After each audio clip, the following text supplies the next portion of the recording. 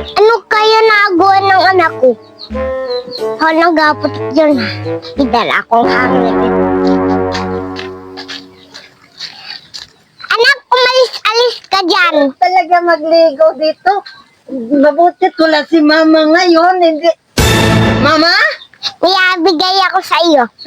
Baka paluin mo naman ako, Mama. Ako'y naliligo lang. Yan, ang ganda din ni Mama.